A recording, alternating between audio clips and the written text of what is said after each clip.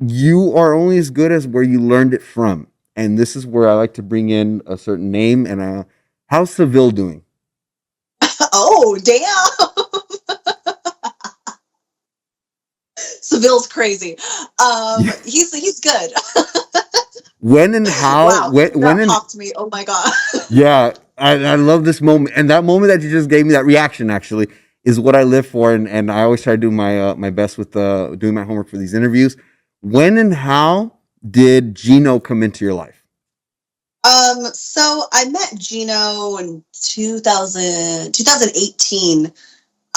We actually met on Facebook. Hmm. I had like a hat, like a WWE hat, and I had like the WWE logo on my Facebook profile. I was just like a huge fan at the time. It was before I started training, and he popped up on like people you may know or something, and I was like, this guy's a wrestler. I was like, he's not like a WWE wrestler though, so like, what is he? What is this? So I clicked on his profile, and super intriguing. I didn't know indie wrestling was a thing, so I added him. We became Facebook friends, and yeah, we just kind of started talking about wrestling because Hmm. I didn't know indie wrestling Was it was. I just knew WWE, and then I knew like TNA growing up, and then I knew like some kind of Japanese wrestling. I didn't know a lot about it, so I was very intrigued.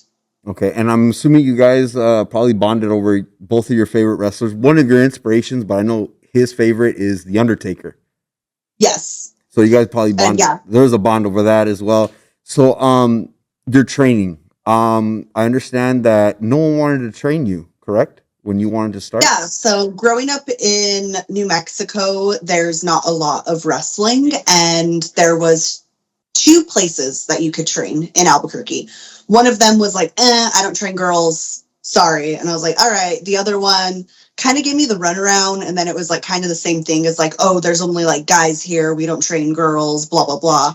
So I asked Gino, like, hey, where can I move to train? He dropped a few schools in Colorado, one in Utah. And one day he was like, you know what? Let me see what I can do. So he talked to someone that had a ring there in New Mexico and started his own school. And I was his first student. Oh, so you're the first student. I didn't know that. Actually, that's awesome. I'm his first student. There was a couple of other guys that started training with us. Shout out Jason Dredd, but he's retired. He unfortunately suffered a back injury from the military and stuff, so he doesn't wrestle anymore. There's another wrestler named Roland Still who also retired, so I'm the only one still going from my class. And wow, that's unfortunate to hear for the talent that didn't wasn't able to continue. And but it's such a great thing that one of the students of Gino with Seville Alvarez is continuing the legacy because I know he was trained through Santino Brothers Wrestling Academy out here in LA. Have you trained there? Yeah, yeah, he trained at Santino's, and it's cool because he brought his Santino's, like what he learned there, like Santino's tough, like everything that he learned from Joey, he passed it on at his Mhm. school, which is really cool. So I got to train lucha Mhm. super early in my career, learned like the hard hitting style, got to learn everything. Yeah, I believe their slogan from Joey the Superstar Chaos, give us your dreamer, we'll give us your wrestler. Am I correct? Or Yes. yes, exactly. So obviously a dreamer and then became a wrestler, and that's awesome. So back to Gino, what was probably the best advice that he gave you in all the training that he's given?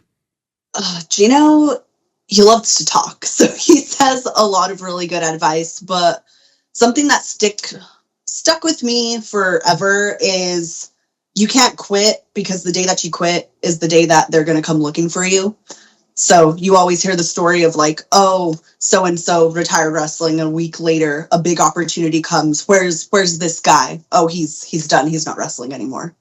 It's kind of like a picture I've seen like online when like it's a picture of somebody digging for something and then like right when they were walking away, they were just one scratch away from reaching that other side of the hole. And yeah, that's actually Yeah, very true.